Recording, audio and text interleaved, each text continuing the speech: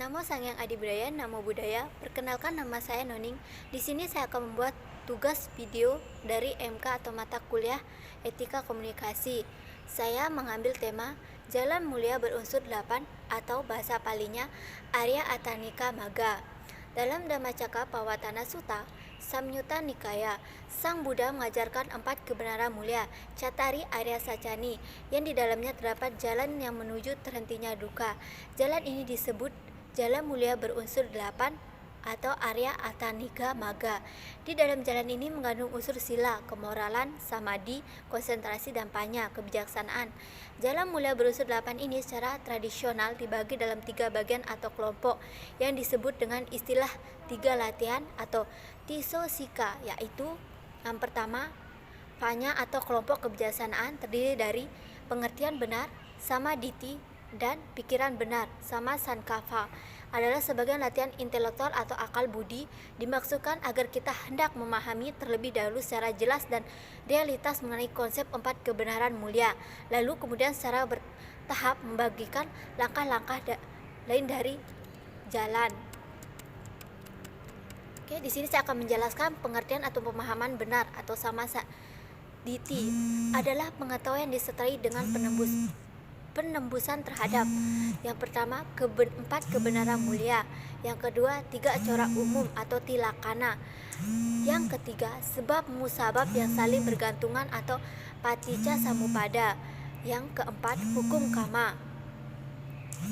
Terus selanjutnya pikiran benar atau sama sankappa adalah pikiran yang bebas dari nafsu keduniawian atau nekkhamma sankappa, pikiran yang bebas dari kebencian atau avyapada sankappa, pikiran yang bebas dari kekejaman atau ahimsa sankappa. Yang kedua itu sila atau kelompok moral atau kebijaksanaan. Yang pertama itu ucapan benar sama waca, perbuatan benar sama kamanta, dan pencarian benar sama ajiwa. Adalah merupakan latihan etika di mana kita menentukan sendiri apa yang baik, kemudian melaksanakannya untuk diri sendiri maupun tindak tanduk atau sikap kita dalam bermasyarakat. Di sini saya akan menjelaskan ucapan benar atau sama waca adalah berusaha menahan diri dari berbohong, musawada, memfitnah, pisuna waca, berucap kasar atau caci maki, parusawaca, percakapan yang tidak bermanfaat atau pengujingan, sampakapalapa. Dapat dinamakan ucapan benar jika memenuhi syarat di bawah ini. Ucapan itu benar, ucapan itu beralasan, ucapan itu berfaedah, ucapan itu tepat pada waktunya.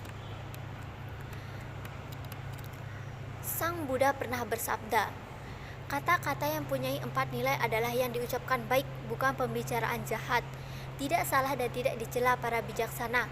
Apa 4 itu mengenai ini? Seorang berbicara dengan kata-kata yang indah, bukan buruk. Seorang berbicara dengan kata-kata yang benar, bukannya salah. Seseorang berbicara dengan kata-kata yang halus, bukannya kasar. Dan seorang berbicara dengan kata-kata penuh kebenaran, bukannya kepalsuan. Sutta Nipata 449 sampai 450. Selanjutnya 4 perbuatan benar atau sama kamanta adalah berusaha menahan diri dari pembunuhan, pencurian, perbuatan melakukan perbuatan seksualitas yang dibenarkan atau asusila, perkataan tidak benar, penggunaan cairan atau obat-obatan yang menimbulkan ketegangan dan melemahkan kesadaran. Semua gemetar pada kekerasan, semua takut kematian. Tempatkan dirimu pada tempat yang orang yang lain. Oleh karenanya jangan membunuh ataupun menyebabkan mereka terbunuh.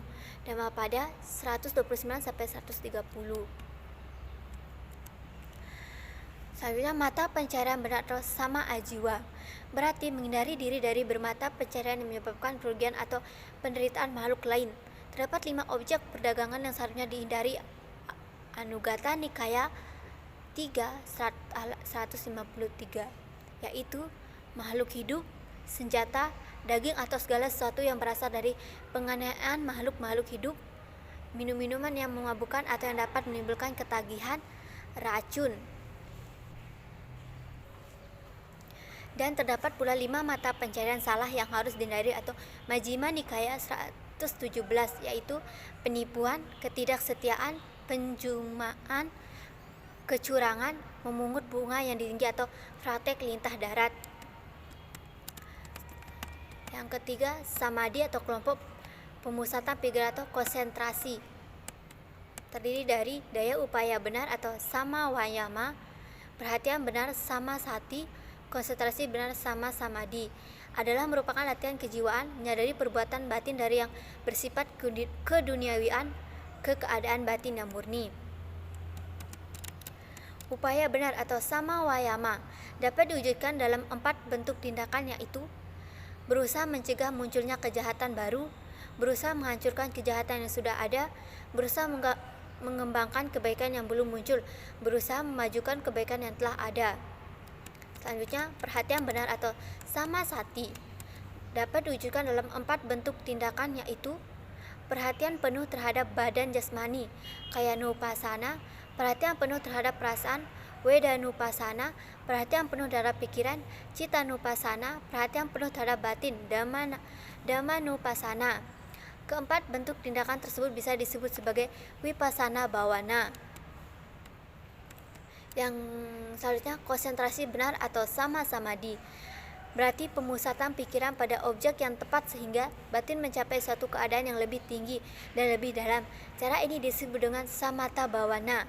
Siswa yang telah berhasil melaksanakan 8 jalan kebenaran memperoleh sila wisudi, kesucian sila sebagai hasil dari pelaksanaan sila dan terkikis habisnya kilesa atau kekotoran batin. Cita wisudi, kesucian batin sebagai hasil dari pelaksanaan samadhi dan terkikis habisnya niwarana atau rintangan batin. Diti wisudi, kesucian pandangan sebagai hasil dari pelaksanaan panya dan terkikis habisnya anusaya atau kecenderungan berprasangka.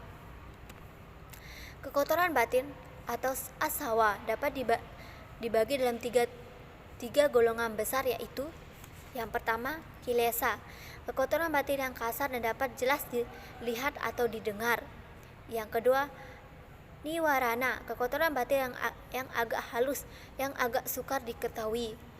Yang ketiga, anusaya, kekotoran batin yang halus sekali dan sangat sukar untuk diketahui.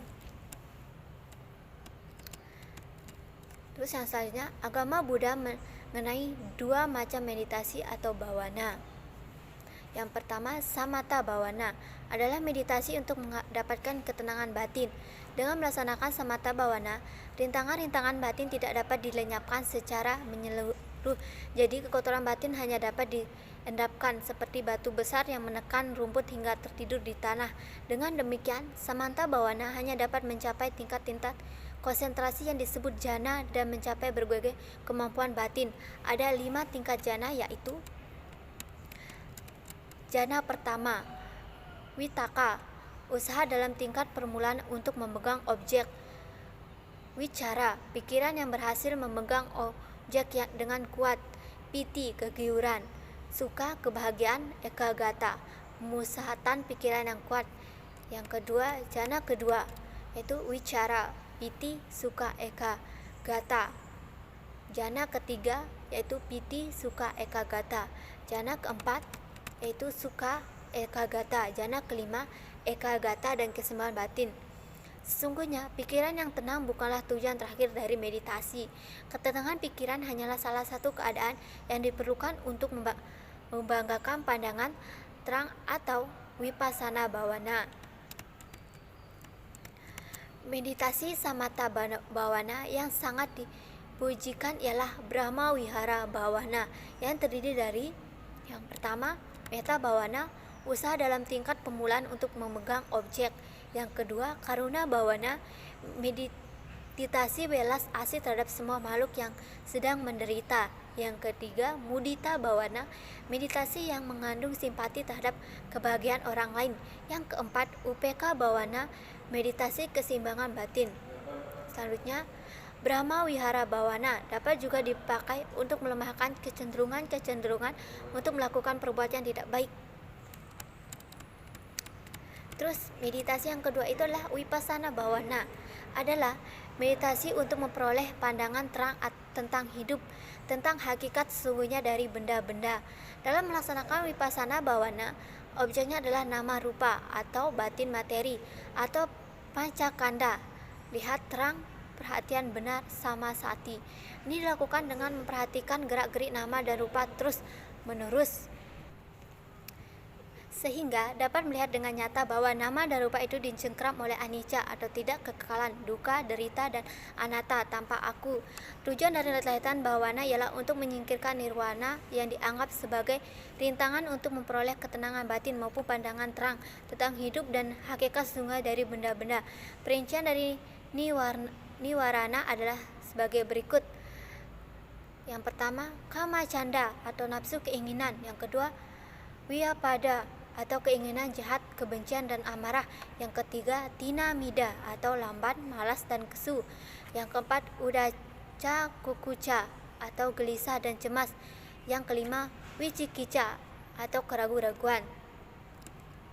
Selanjutnya, 3 akar perbuatan. 3 hal yang di bawah ini dapat disebut sebagai 3 akar atau sumber untuk melakukan perbuatan, yaitu yang pertama, loba atau kemelekatan yang sangat terhadap sesuatu sehingga menimbulkan keserakahan. Yang kedua, dosa atau penolakan yang sangat terhadap sesuatu sehingga menimbulkan kebencian. Yang ketiga, moha atau kebodohan, tidak dapat membeda-bedakan mana yang buruk dan mana yang baik. Nidana Sutta Anguttara Nikaya 3 halaman 3. Tingkat kesucian. Dalam tingkat kesucian, umat Buddha dapat dibagi dalam 2 golongan. Yang pertama, Putujana, ialah para bhikkhu dan orang-orang berkeluarga yang belum mencapai tingkat kesucian. Yang kedua, Arya Pugala, ialah para bhikkhu dan orang-orang berkeluarga yang setidaknya lebih mencapai tingkat kesucian pertama. Setiap orang yang belum menapaki jalan suci dikenal sebagai Putujana, yang secara harfiah berarti orang awam. Jika dibandingkan dengan orang yang telah menapaki jalan kesucian atau Arya Magga, maka Putujana akan terkesan gila atau kacau oleh karena belum memiliki keseimbangan batin. Selanjutnya, 4 tingkat kesucian. Buddhisme mengenal 4 jenis orang suci, yaitu Arya yang terdiri dari Sotapanna, Sakata Soratapana, Sakadagami, Anagami, dan Arahat. Derajat kesucian ini didasar atas jumlah belenggu atau samyojana yang telah mereka patahkan. Aliran Theravada mengenai adanya 10 belenggu yang menyebabkan para makhluk terus berputar-putar dalam samsara. Ke-10 belenggu itu adalah: pertama, Sakayaditi, pandangan sesat tentang adanya pribadi, jiwa atau aku yang kekal. Yang kedua, Wicikica, keraguan-raguan terhadap Sang Buddha dan ajarannya. Ketiga, Silabata Paramasa, kepercayaan tahayul bahwa upacara agama saja dapat membebaskan manusia dari penderitaan. Yang keempat, Kamaraga, nafsu indriya. Yang kelima, Vyapadaya, benci keinginan tidak baik. Yang keenam, rupa raga, kemelekatan atau kehausan untuk terlahir di alam bentuk atau rupa raga. Yang ketujuh, arupa raga, kemelekatan atau kehausan untuk terlahir di alam tanpa bentuk. Yang kedelapan, mana, ketinggian hati yang halus, perasaan untuk membandingkan diri sendiri dengan orang lain. Yang kesembilan, udaca, batin yang belum seimbang benar. Yang ke-10, awija, kegelapan batin, suatu kondisi batin yang halus sekali karena yang bersangkutan belum mencapai tingkat kebebasan sempurna atau harahat. Ya, sekian dari saya. Namo Sang Hyang Adi Budaya, Namo Buddhaya.